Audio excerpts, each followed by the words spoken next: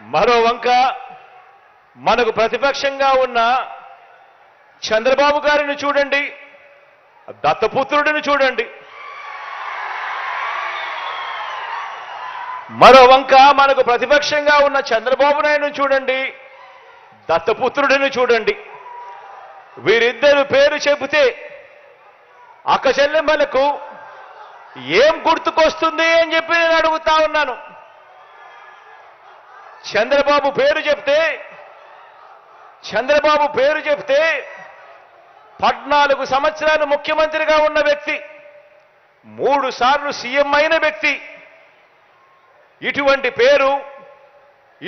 వ్యక్తి పేరు చంద్రబాబు నాయుడు గారి పేరు చెప్తే అక్క చెల్లెమ్మలకు గుర్తొచ్చేది ఏమిటి అని అంటే బాబు చేసిన వంచనలు గుర్తుకొస్తాయి.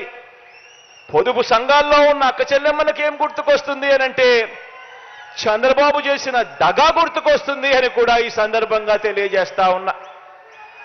చంద్రబాబు నాయుడు గారి పేరు చెప్తే ఆయన చేసిన ఒక్క మంచి గుర్తుకు రాదు.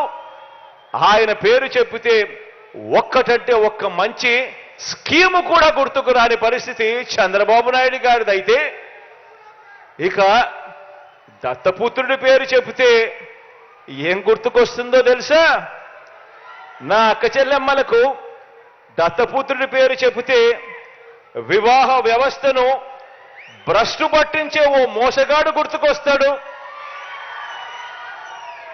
5 సంవత్సరాలకు ఒకసారి కారును మార్చినట్టుగా భార్యలను మార్చే ఒక మ్యారేజ్ స్టారు ఓ వంచకుడు గుర్తుకు వస్తాడు దత్తపుత్రుడి పేరు చెబితే. ఆలోచన చేయమని అడుగుతా ఉన్నా. ఒకరికి విశ్వసనీయత లేదు, మరొకరికి విలువలు లేవు. ఈ విశ్వసనీయత లేని, ఈ విలువలు లేని వీరు,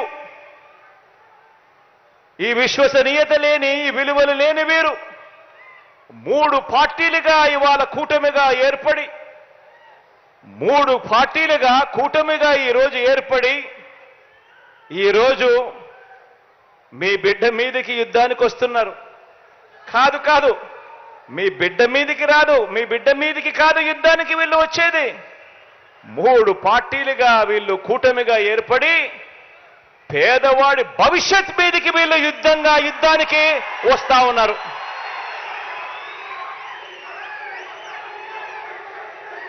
ఇదే ముగ్గురు,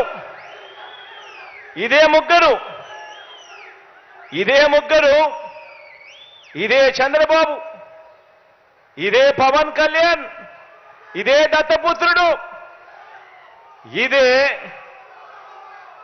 బీజేపీతోనే కలిసి 2014లో కూడా ఇప్పుడు చెప్తా ఉన్న మోసపూరిత వాగ్దానాలు మాదిరిగానే 2014లో కూడా ఇదే మాదిరిగా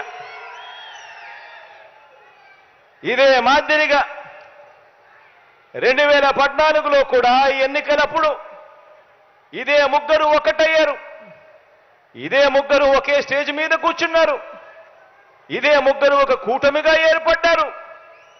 ఏర్పడిన ఏకంగా ఇదే పెద్ద మనిషి చంద్రబాబు నాయుడు గారు ఎన్నికల మేనిఫెస్టో అంటూ ఈ మాదిరిగా ఇచ్చి ఏకంగా చంద్రబాబు నాయుడు గారు సంతకం పెట్టి మరి ఈ మాదిరిగా ప్రతి ఇంటికి కూడా పంపించాడు ఈ పెద్ద మనిషి చంద్రబాబు గారు.